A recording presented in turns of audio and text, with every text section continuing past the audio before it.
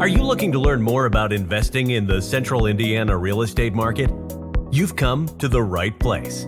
Welcome to the Indy Real Estate Investing Podcast with T&H Realty, where we discuss all things related to investing in the Central Indiana real estate market. Thank you for listening and enjoy the show.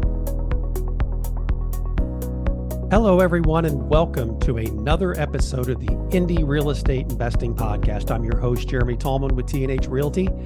We are a residential property management company that services the Central Indiana market. So no guest today. It's just me. I'm going to go solo today, and I may start doing that from time to time. And as listeners know, we have a monthly cadence. We've been doing that for, I think, 14 or 15 months now. But we've decided recently to increase that cadence from every month to every 2 weeks. Look for new episodes every other Tuesday. We're going to have guests on here. It's just not going to be me solo. I may do this from time to time, but we're certainly going to have a lot of great guests coming up in future episodes. And we're looking forward to continuing to provide great content surrounding the Central Indiana real estate market. So the title of this episode is the 4 headlines for today's Central Indiana real estate market. The reality is there's a lot of stuff, a lot of noise going on in the real estate world right now. And this episode is really intended to give investors that are currently investing in Central Indiana or those who are looking to invest in Central Indiana kind of a quick update on where we are as a market. As I mentioned before, there's a lot of national headlines out there, but real estate, as you likely know, is a hyper local industry. And so there are a couple of these headlines that are very specific to Indianapolis, and I want to dig into them a little more now. Headline number 1, home prices in Central Indiana have rebounded. That's the headline. Home prices in Central Indiana have rebounded. There's a subheadline I'll put on this, and that is, and they're likely not going down. And I think I'll share some numbers here in a minute, but I think there was a lot of anticipation as interest rates started to increase last year that the real estate market could show some bargains out there. We talked about actually on this podcast that, as interest rates went up, there would become less buyers and therefore prices would start to drop. So let me share some numbers with you. We saw the median sales price in Central Indiana hit $300,000 in June of 2022, and that was a high mark. And then as expected, that number started to dip a bit. I don't have readily available what that number dipped to. I think it went down to as low as maybe 275,000. So we did see the anticipated dip, but as of July 2023, just last month when the numbers were reported, we're back at $300,000. And I really don't see that changing much. So, again, there's a lot of noise out there in the housing market. You probably see national headlines that the housing market is sluggish, the housing market is soft. But let me say this, I wouldn't confuse sluggish sales with sluggish pricing, because there's no doubt that there are a lot of people out there who are, one, not entering the housing market because interest rates, now let's say people in their late 20s, early 30s who would normally start making the decision to buy a home, they're not doing it. And there's a lot of examples that I've heard of recently, just friends of mine who have told me their kids just aren't real interested in buying a home right now because the affordability with interest rates has just changed. And then number 2, I think fewer people are putting their home on the market because they really enjoy that 2 3/4 or 3 or 4% interest rate that they have right now, and aren't interested in most cases doubling that interest rate. So there's a lot of people kind of on the sidelines. I heard recently from a realtor friend of mine who said, I have buyers, but it's got to be the absolute perfect product to motivate someone to move. And I totally get that, because why would they basically double or triple their cost of that mortgage when they don't have to? So transactions nationally and locally are down. So again, the overall market activity is down. We're seeing year over year closings and listings down by 20% consistently. But prices, at least in Central Indiana, have stabilized, and I think they're going to kind of stay where they are and likely increase a little bit as we go out throughout the rest of the year and into 2024. Now, there is data that suggests that pricing is down nationally again, but as far as pricing in central Indiana, it's rebounded. I think it's going to start stabilizing. And in fact, as I mentioned earlier, we're back to the highest levels that we've ever seen. I'm not an economist, but I just don't see prices going down that much, if at all, in central Indiana for at least the foreseeable future. Anything can happen. There could be a housing crash, but I wouldn't count on it. So if you currently own rental properties here, this is good news for you. You may have seen a little dip recently, like I mentioned, in your value, but as of today, it seems like things are right back to their highest levels and seem to be positioned to keep going up a little bit. If you're looking to buy here, though, and really anticipating that dip, well, it seems like the dip is probably over. So this may not be such great news. So that's headline number one. Let's move on to headline number two, and that is the cost of construction is higher than ever. This is a big one. It's not just specific to the central Indiana market, but it's really important as an investor to understand, because this is one as a property management company that we deal with every single day. And what I mean by that, it's sticker shock. So when we provide a bid from a contractor for turnover work or construction, a lot of our clients have sticker shock. They may have been used to, let's say that they got lucky and had a tenant in their property for the last 4 or 5 years. They know what they paid 4 or 5 years ago for, let's say, flooring.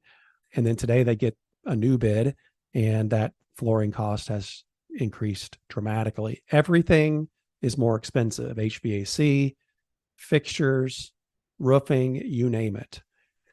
And I'll give you kind of a quick story, a personal story to illustrate just how much this has increased. Our family moved downtown from the Northeast side back in late in 2018. And at the time we were considering building a carriage house. So carriage houses, you may know, have a garage underneath and there's an apartment or living space of some sort above it. And it's really common in my area. There's carriage houses all around me and they're a kind of a cool, appealing product. So I got hooked up with a couple of reputable builders downtown. They called me back within hours, it felt like. And I was just given some preliminary numbers that it could range anywhere between $100,000 and $150,000 to, kind of all in to do that carriage house. These are like mini houses because you have to connect sewer, water lines, electricity. They're just like little mini houses. So for a few reasons, we decided not to do it. But more recently, in the last couple of months, we've thought we may want to do that again. So I reach out to the same builder. He doesn't respond to me this time until I become a pest. And he does respond and says, look, we're not doing these anymore. They're too small for us to do. And they don't make sense for us as a company to build them anymore. So he referred me out to a couple of people. And after a lot of persistence, I finally got a call scheduled earlier this week to talk with a builder who does these downtown. And the numbers, again, I was quoted late 2018 between 100 and 150,000. The numbers for a same carriage house now range from 275,000 to 330,000. So they've, doubled, possibly tripled, depending on finish levels in a 5-year time frame. And it's no secret, combination of things have caused a big increase in the cost of materials.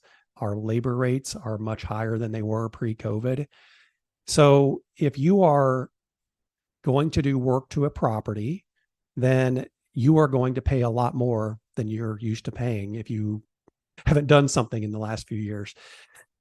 And along with this, our brokerage, I was talking to Devin Hicks, who has been on this podcast a few times, and she said where this is really coming through too is on like inspection response stuff. So an example would be is that we get a home under contract for a buyer.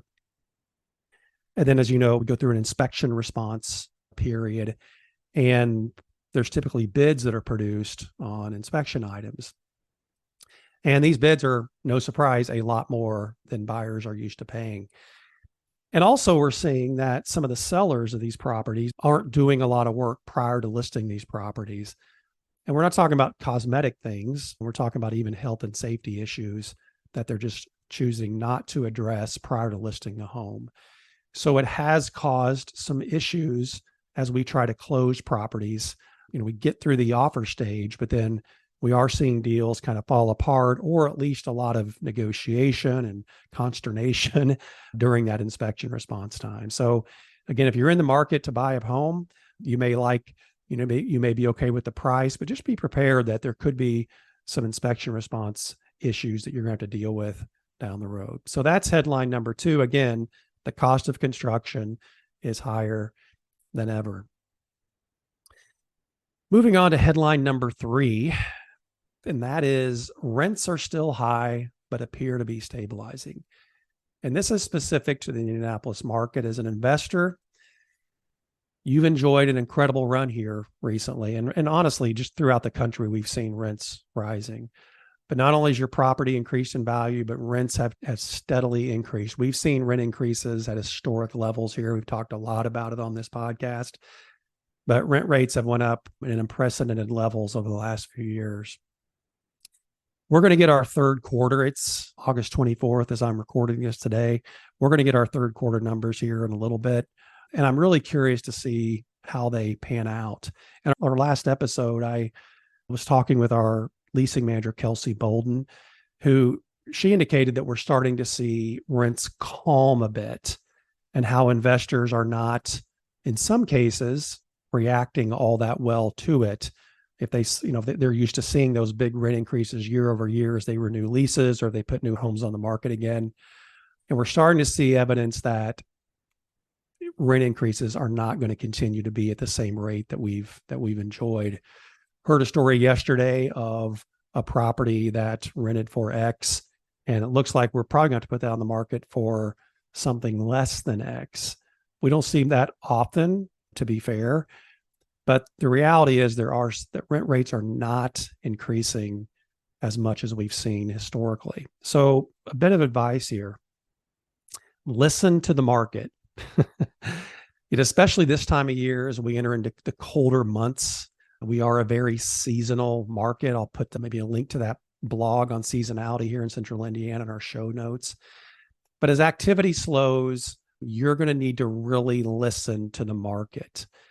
You may want a big price increase again this year. I get it. But in most cases, you're probably not going to see that big rent increase that you've seen recently. So if you put your home on the market and you're hearing crickets, don't be stubborn.